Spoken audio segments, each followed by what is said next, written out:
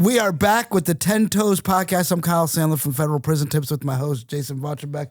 If you need a consultant, a prison consultant to talk to you about whether you should go to trial and you want to talk to somebody who's been to trial, contact Federal Prison Tips or Jason directly because he's been to trial. Or if you're having problems with your attorneys, if they're not working for you and you want to get them back in line, I can help with that. Or if it's too late, I can help you get set up for a 2255 to help Kyle win them easier and get you granted anything, a better plea deal, whatever it is. Because when you get them overturned, it's so much easier to negotiate because they don't want to go back and fight. So they usually try to resolve it, you'd say?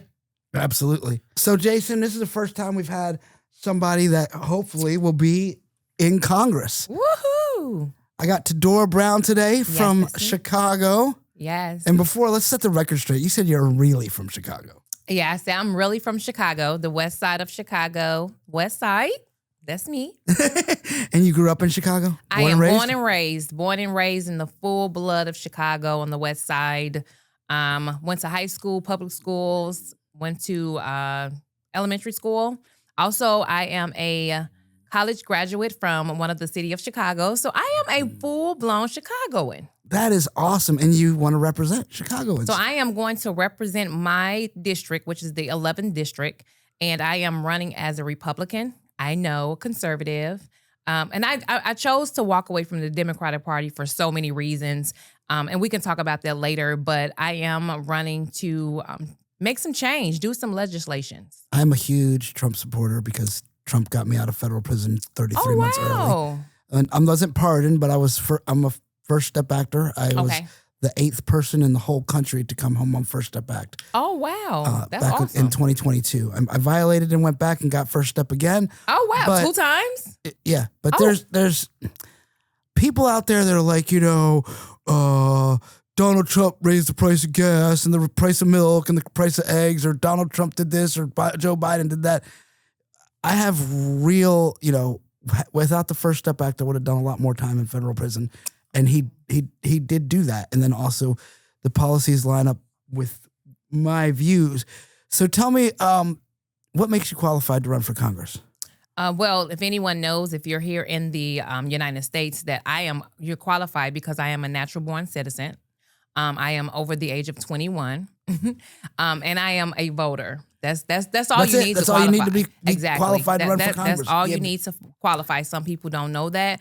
But I just want to say that what makes me unique is because I am the one that's willing to take the stand to build a stronger Illinois. And that is who I am. I'm not able to not able to talk about a lot of things right now, but under the Biden administration, I was a targeted. Oh my God. I know if you guys want to Google me, you can see some of the things that I am going through right now as I speak today. I am a 5th generation of being in Illinois, of being home ownership, entrepreneur. I'm a serial entrepreneur. I put on my boots, I lace them up, and I get the job done. Yes. So I have endured so many different things in my life, whereas though I want people to understand that, you can be a single mother, you can be a teen mom. I had a baby at 17. I had to use welfare. So I went from welfare to wealth, But I feel like we need more of this in Congress. We do. We need people we need doers. We need people who have lived the experience. Yeah, that's what I'm talking about the most. And that's the point that we've gotten away from, in the public. I mean, I should say the news wants us to believe that we have to have people haven't lived that life, that know better, that went to Harvard and stuff. That's not what we want.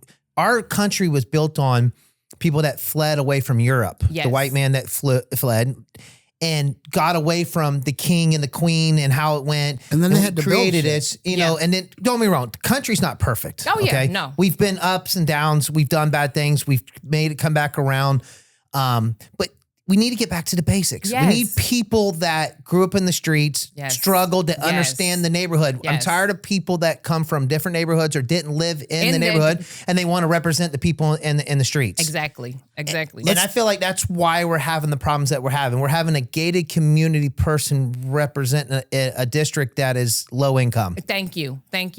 or understanding that a person that's in the low income don't live in the low income, that's representing the low income, don't live in the low income area anymore and don't want to tell the story of how they used to live.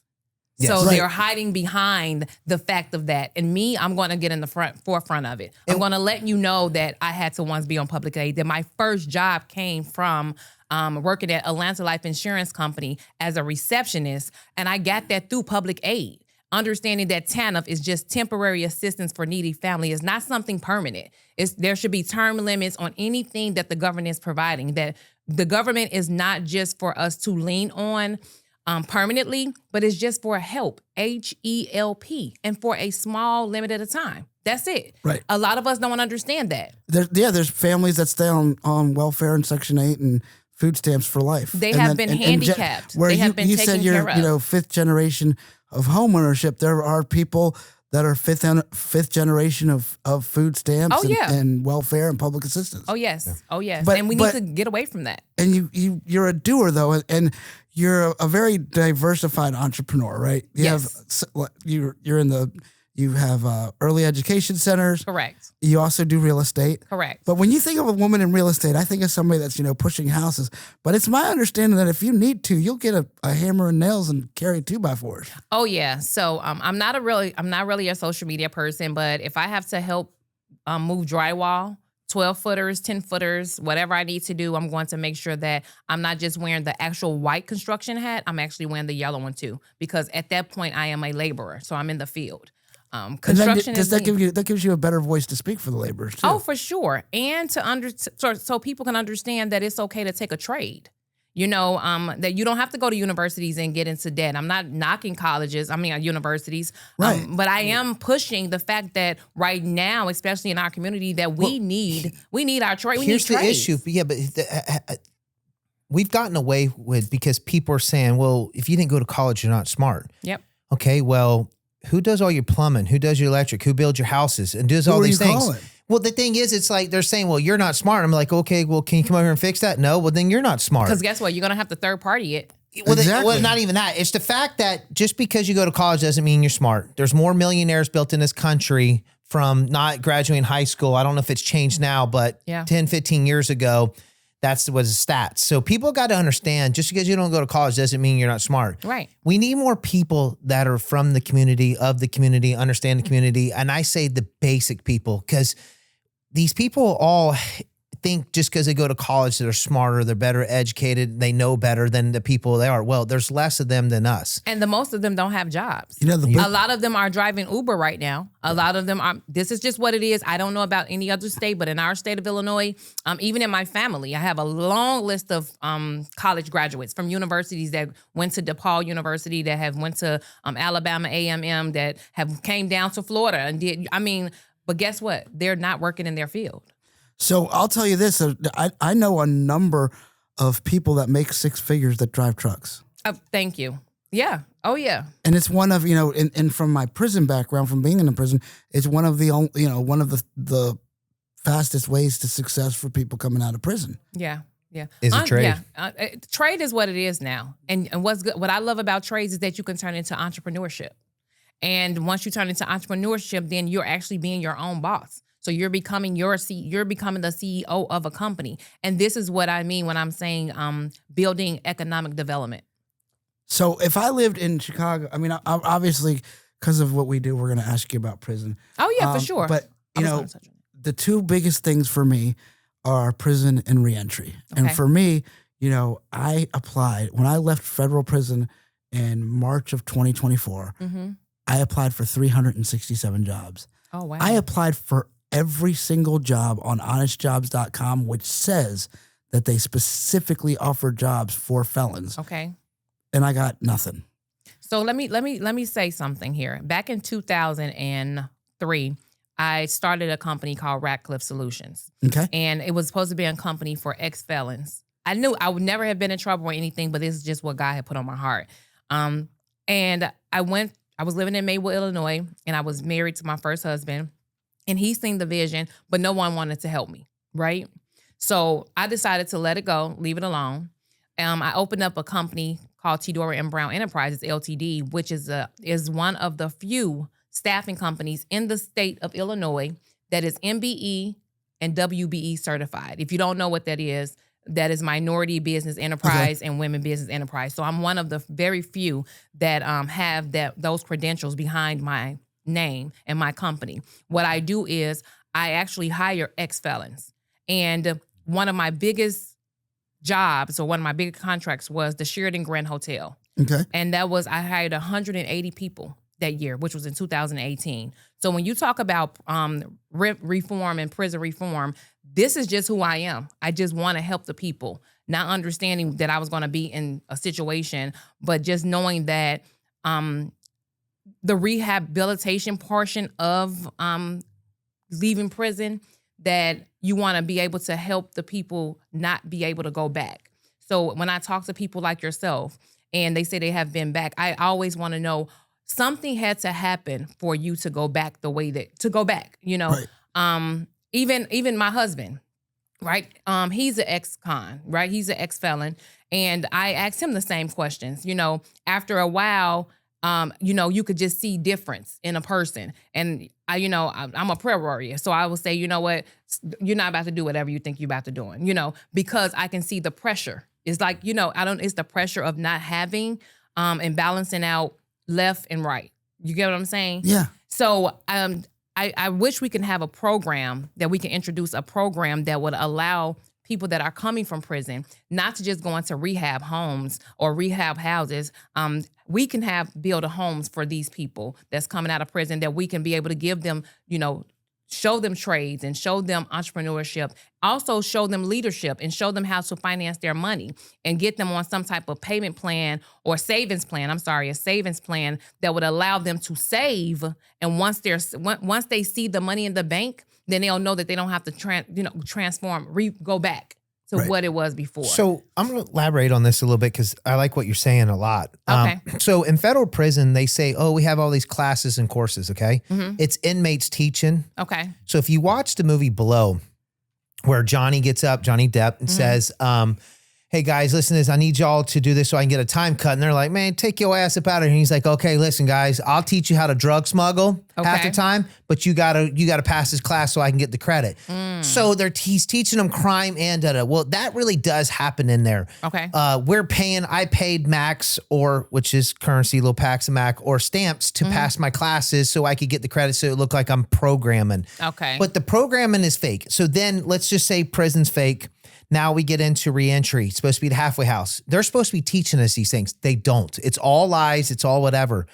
And my whole thing of it is so the Latino community is in the trade business. The white people they're slowly getting away from it. But the black community, 99% of the black people I know are not in no trades, okay? No. Mm-hmm. I feel like there should be some type of a government grant or some type of a internship where certain companies get good tax breaks or something going on where they have one designated employee that's more of a teacher. Okay. That employees get some type of grant funding from the county or whoever to hire felons to teach in their communities, to teach them the trade, to understand, to actually teach them, not just throw them on a crew and the guys are like, man, who's this fucking idiot, doesn't know what he's doing. Correct. It actually needs to be a teacher like school. Yeah. And teach them the trade because then you're bettering your community and they're getting a bonus, a tax break, or they're getting some type of funding, something like that to actually apply to have interns on these companies. Okay.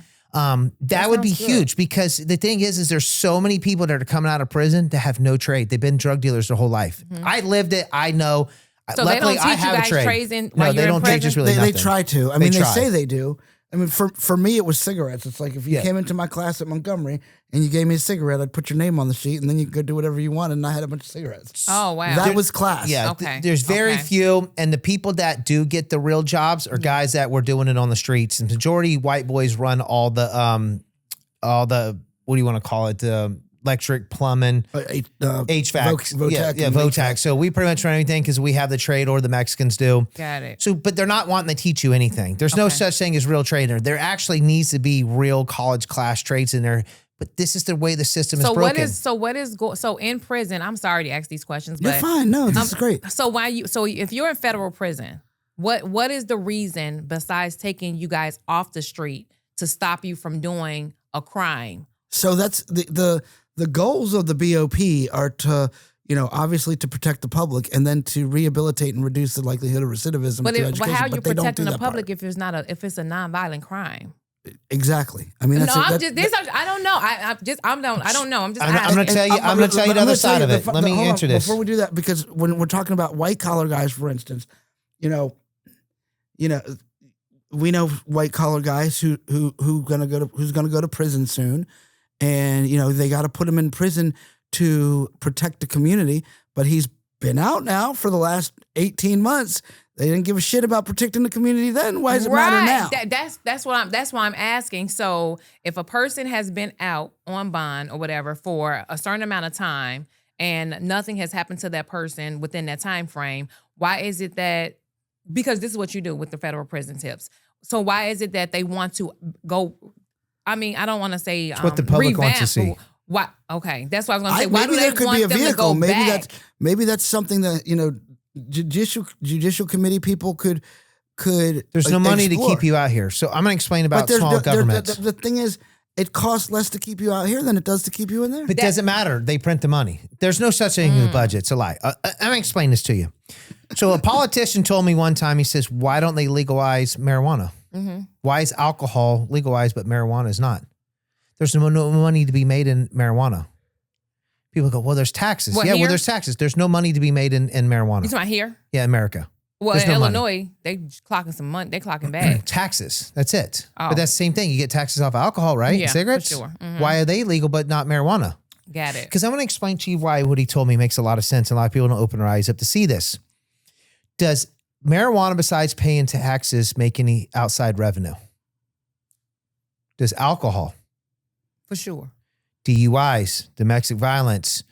Every time somebody gets a drink and they want to do what? Smoke a cigarette, snort a line of coke. Yeah. They want to do other stuff. Beat their old ladies. Them. They want to start driving down the road. They want to start fighting. So now you got domestic violence, DUIs, battery charges, possession of cocaine, other substance, because as soon as I know like that, it leads to other crimes. Okay. So they're leading. So now all of a sudden they're committing all these other crimes. Now it's bringing outside revenue. Got it. Okay. Smoke a joint. I want to go sleep on my couch. I don't want to do anything. Okay. Yeah. The food market might make some extra money. That's it. But they're not making outside money. Got it. Okay. When have you ever seen the government want to downsize? They never do. Right. Okay. Do you think they want to downsize prisons? No, they want to keep going, because the more federal employees and more state employees they have, the more the control they have of the community. Yeah. Because then it's like, oh, don't make us pull the job. How dare you pull budget? Because this many people are going to lose their jobs and this and that. And it's like, so we got to lock up more people and get more. It's not about right or wrong. So that guy that you're talking about, it's been 18 months on a fraud case. Okay. Then it says protect him from the community. Well, yes, because they're going to tell in the community, if we don't lock him up, he's going to commit more crimes. But then Kyle was like, oh, well, guess what? He's been out 18 months. He hasn't done nothing.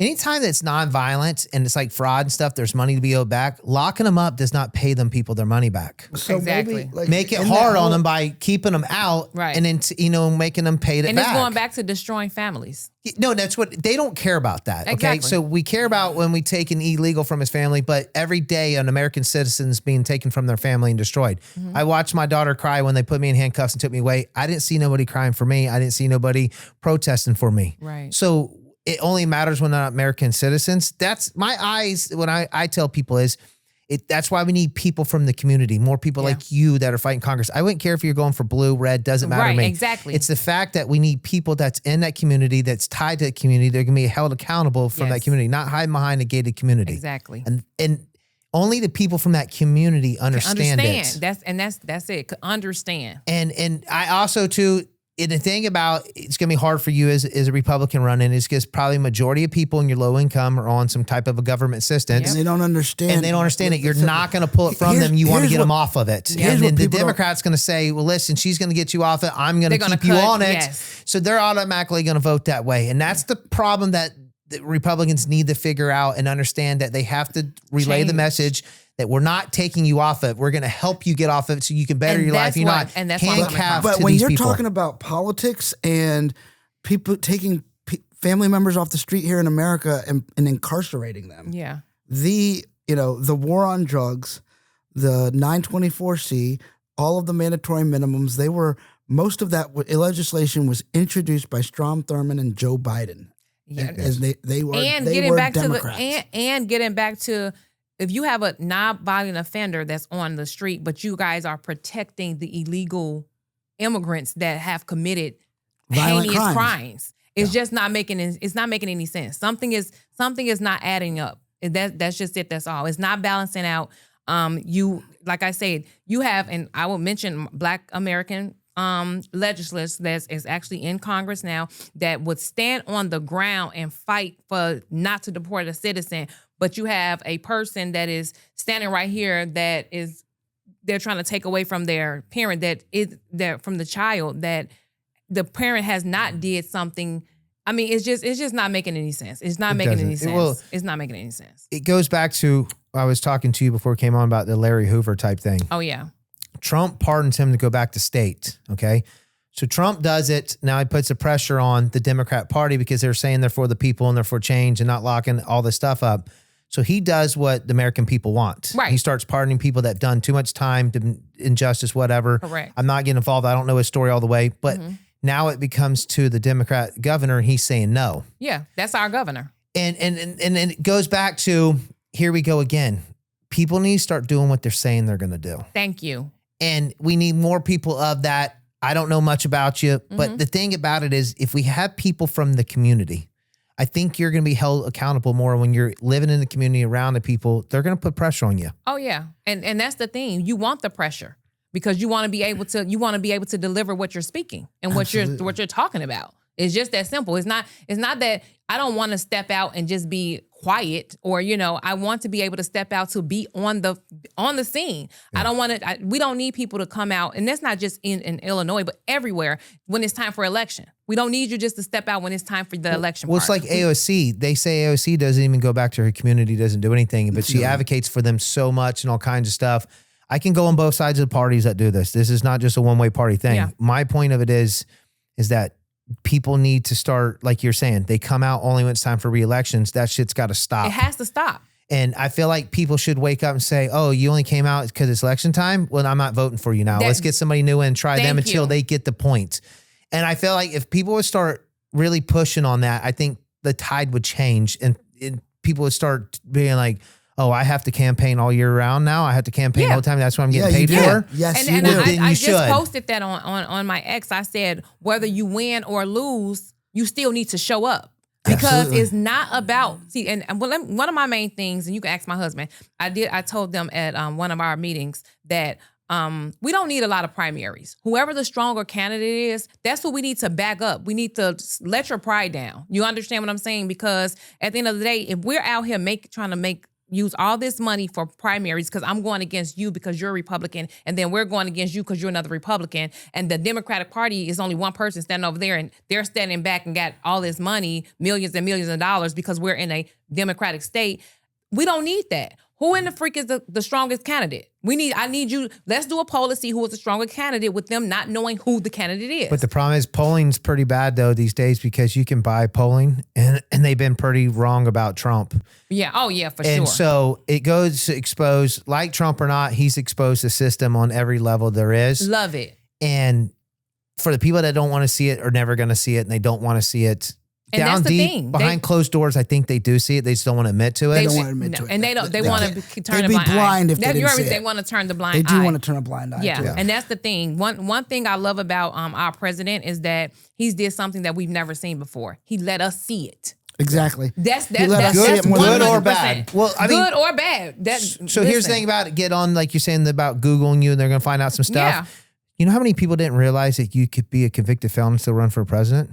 He woke the whole America up over that. Like, I say 80% of America didn't even know that. Yeah. And it's like, just because you're a convicted felon, you can't run the country. Like, get out of here. Like, they got to the point where everything's a felony. That brings me to we talked a little bit about prison and the being on the street and why would you still go to prison? I would love to see some kind of vehicle in place where the judges took into consideration your behavior on pretrial when sentencing. It doesn't even come up because everybody asks me that. I've been great. I've been great during pretrial. Is that going to matter? No, it's not. I mean, it will for a little bit, but it's not. But it don't matter. It don't matter because they decided 18 months ago what they want to give you. You're still going to get the same thing. I think your pretrial behavior needs to be a much bigger part of sentencing. Because I'm going to tell you, When the situation happened with me, I hate it happened, but it really, really gave me a lot of, it opened my eyes to a lot of things, and it actually gave me some level of more maturity and how to handle people, how to handle different situations. And I know that if that had not happened to me, I may have handled that situation in a different way. So understood. So that pre-trial time period that went by, I think that people should be judged off of that. Absolutely. Well, because the thing about it, it's all fun and games, so it happens to you. Like everybody wants to judge everybody, and then when it happens to them, they're like, But I don't understand. Like, this is so wrong. And I'm like, oh, how does it feel? And I say it to cops all the time. Okay. It's all fun and games until it happens to them. Then all of a sudden they're like, I don't get it. I'm on the same team. I'm like, they never cared if you were on the same team. So, and that's what I try to explain to people. And I give everybody, the chance, the reasonable doubt of anything. Yeah. I don't go full on judging. I go off of respect, because prison's built off of respect. And I've told everybody this. You got guys with swastikas hanging around, guys that are black power type thing. They're doing business, gambling, and doing things. But it's all built off of respect. And I'm like, I thought you can't hang out. And they're like, when it's business, stuff like that. And they're like, but they can't. And they're like, dude, listen, it is what it is. I believe it's not about hating. It's about, I believe in my thing. They believe in their thing. But at the end of the day, it's a respect thing. Got it. But to get back into it, so many people want to judge people until it happens to them. Yeah. It's always fun and games. Yep. And I tell people all the time, it's like, wouldn't you want people that have been through that and understand it? They're not naive to things. Yep. And that's where it gets back to, we need people that grew up in the same neighborhood, don't live behind gated communities, that are willing to walk the streets and go into communities. You know how many of these politicians that don't even do that? Oh, I know. It's several. And that's why I'm running right now. There's more than several. Oh, yeah. Name them that actually walk around in the community. So we were talking a bit about prison. We talked about that. For me, like the reentry thing and talking about Donald Trump being a felon is very, for me, talking about Donald Trump being a felon and being in prison, it's very important, because it, like I said, 367 jobs is what I couldn't get. That's crazy. And I'm an educated man, and they wouldn't even hire me at McDonald's because I was too educated. Oh, wow. and they were afraid that I would leave, but I'm like, no, I'm not going to leave because I need a freaking job. So what did you do? I did a TikTok on April 25th, 2024. Mm-hmm. It went micro viral, and I didn't look back. Wow. That's how federal prison tips got started. I have trades, and I can get in less stuff, but here's the problem with me is they want to pay me less because I'm a felon. Right. Than everybody else. That's what I was running into. But now that's not right. And that's the thing about it. And they don't bluntly just say it. You start talking to other people, what are you getting paid like that? And it's like, damn, dude, he's taking advantage of me. But you're not telling a story, because my son, he's 26, and he's a forklift driver, right? So he was driving for Pepsi, and doing the forklift for Pepsi. And he had a situation with his girlfriend or whatever. And he had a pending. She called the police on him. Typical stuff or whatever. But anyway, and he said that he was waiting for his background check to come back. One job said that he would give him $17 because he's still waiting for his background to clear. So he didn't take the job. The same job after it got dismissed, but after the job, after the case was dismissed, the job came back to offer him the $24. Wow. Yeah, exactly. Is that crazy? It is crazy. That's real, though. And that's something that's got to stop. That's why we need people like me to be able to go out and advocate for things like this, because that is discrimination. That's that's racist. That's a problem. It is. And so there's no color on that either. That's the thing about it. I do know that, for a couple different times, they've looked at limiting what goes onto a background report, like the length of time, like for 3 years or 5 years and things. Mm-hmm. That's something that could definitely help a lot of people. Yeah. Well, Trump's talking about giving the Second Amendment right back after 12 years of being out of prison clean. I mean, because here's the thing about it is, why did Trump pardon Kodak Black and them? Oh. The reason why is because you have to understand is they're known rappers. They're all on gun charges. He got rid of it because they have to be able to protect themselves. They got people that want to unalive them, do all these things, or threaten them with their lives because of whatever street they're from and what they do. So you're going to tell this man that he has active threats against him. Yeah. That he can't arm himself. And there's a law that says that's supposed to be for that, but in itself, that if you're famous or a certain person or have active threats against you, you're supposed to be able to arm yourself to protect yourself. Mm-hmm. And they're charging these guys, and Trump's like, get out of here with this dumb shit, man. Here, get your asses out of here. But what do you think about that either, too, with people that gets out of federal prison and have to be on supervised release? and they haven't did a violent crime, and they can't protect themselves after that. That's crazy. I'm just saying. Violent crimes should not be able to get the firearms back. But if you're nonviolent, come on. As soon as you do your time, you're on probation, you should get your voting rights back for anybody. Yes. And you should be able to get your thing back. And that's the whole thing. They're slowly trying to get rid of the Second Amendment by making everybody a felon. They got everything's going to be a felon before you know it. Yes. So then that's the way that they're turning. We need people like you that see it, and they're going to go advocate and fight for this and back the parties that are really wanting to give the power and the rights back to the people, how it was designed. Yeah. This is the greatest country in the world for a reason. Yes. People are saying, oh, how racist is this? There's more black millionaires in the United States than anywhere else in the world. And you talk to any successful black person and say, all you got to do is go get it. That's it. Nobody's holding you back. No. Besides you. We've been talking for a minute, and I know you got a busy schedule and everything. Before we go, though, I want to talk to you about this, The Power of Approval. My book. So what is the power of approval? So, like, what's it mean? So the power of approval, meaning that you have the power to authorize your own authority. And this is where I got this from. I got this from because I was, just a little bit about myself, I know I have to go, but I was once a gangbanger.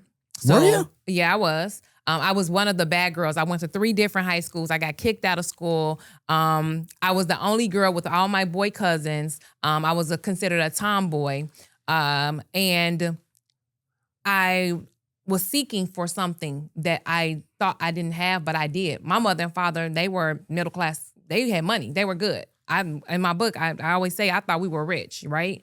But I decided to make a choice to do something different because of the gap that I thought I felt in the household. Explain for me, you were talking about the power of approval and how you were seeking an approval that was in your mindset. Yeah. And I was saying, that happened to me too, because I grew up in a upper middle class family in the Baltimore area. Okay. I wanted for nothing, but I still just wanted acceptance from everybody else. Yeah. Yep. And that's what the book is about. So it is real life experience inside of the book. Inside of after every chapter, there's a affirmation in there that is tied to because I'm a person of faith. Mm-hmm. So I believe that, God is the Almighty, and every chapter there's a scripture tied to how I got healed from it. And as I wrote the book, I didn't even know that I wasn't healed. I was healing myself as I wrote the book myself. I've heard that's very therapeutic to write a book. Very, very, very, very. I'm self-published, so I did it myself. And then I also have a son. I had a son that passed away. He was playing basketball. He passed away suddenly in 2015. He was only 13 years of age. And I always say that the heart is a silent killer. So I advocate with the American Heart Association. Mm-hmm. We found out I had an autopsy done on him, and we found out that he had myocarditis. It's an infection in the heart muscle. And he had literally just had a physical done at school with our doctor and also at school. So at that time, it was just a basic physical, touch your hands, all that type of stuff. But after that happened to him, the legislation did change in the state of Illinois where you actually had to have actual blood work done. And so he in honor of him, it changed. Yeah. And it actually stopped a lot of his friends from playing AAU basketball because something was wrong with everybody. A lot of the kids that were playing basketball, either, they had blood clogs. It was a lot that was going on. So his life was not in vain. And that's also in the book as well. That's great that something positive was able to come out of it. Yeah. Yeah. Good.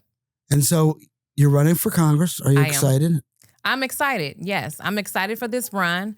And I believe that I'm going to win. But get out there and knock on them doors. Oh, yeah, for sure. Knocking on doors and, social media and just being there for the constituents and making sure that my voters know that just like I'm out there for them now, that this is how it's going to continuously be. That I'm going to keep the promises that I am going to, that I'm promising them. I'm going to make sure that I keep the promises. And I'm not a person that goes back on my word. So at the end of the day, this is who I am. This is who they're going to get.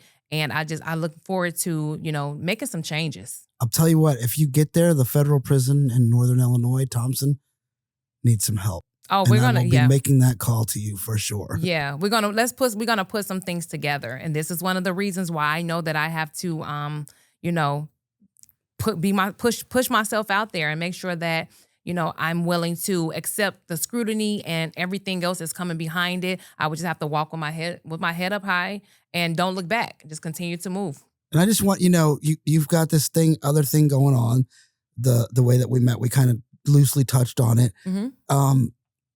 I don't know, here in this room, everybody's a felon because what I've done is I've taken all the profit from federal prison tips and turned it into my own nonprofit, which is this building. Is good, yeah. But outside in the free world, 1 in 3 people have a felony charge. Really? Or not 1 in 3 people. 1 in 3 people have been charged with a crime in their lifetime. Yeah. So we're not alone out there. No. And I think it's good that you face it all head on, and nobody has to come down out of the woodwork later and say, well, I was gonna vote for Te Dora Brown until I found this out. Yeah. But the problem it's right is, there. I bet you the stats in African American culture is a lot higher than that. I'm sure. Oh, yeah. So at the end of the day, because charged and convicted is 2 different things. Correct. So my whole thing of it is it's narrowing down your party, your group of your race, such a small thing, and then it's not as much in your district as you think it would be overall. Mm. So I don't think it's, me personally, I would touch on it more and really talk about the fact of what you learn and how it works and how bad the system is, like Trump did, and capitalize on it, because you'd be surprised how many people relate to it, have a son or a dad or whatever that's gone through it, it's been to prison, it understands. And if you can tap into that and explain and understand, I think a lot of people are going to relate to you, because I think they're tired of people that haven't been down that road. Exactly. That are speaking on them and saying they understand when they don't. Yes. So if I would, absolutely, that would be one avenue I would tap into. The second thing I would do is I would find as many Black women that ran as a Republican for Congress, tap into what, reach out to them, tap into that, see if what kind of advice. We don't have that there. Do we? But I would do other states. States. Yeah. Anybody for sure. who can, I'd be reaching out to all of them, explaining your story and what advice or help that they could give you. Yeah. Because they already went through that up battle, and they're probably going to do it again whenever it comes, because every one of them that I know have lost, and then they're going to run the second time. They usually get it. Yeah. Because they had to learn the field. This is an untapped field for the Republican Black women. Yeah. I'm just going to tell you, it's a growing trend. Yeah. It's just that you're going to have to figure out how you're going to relate and tap into that. Appreciate it. I love the feedback. Do you have a website up yet for the campaign? Oh, sure. What's the website for the campaign? It's www.TEDORA4thepeople.com. Te Dora for the People. Yes. Te Dora for the People. Go there, because she is going to help us with federal prison, and help the people of Chicago. Yes. Thank you so much. I appreciate you guys for having me. Well, I wish we had more time. I enjoyed this. Thank you so much for allowing me to use your platform. No, thank you for being here. Thank you for making the trip.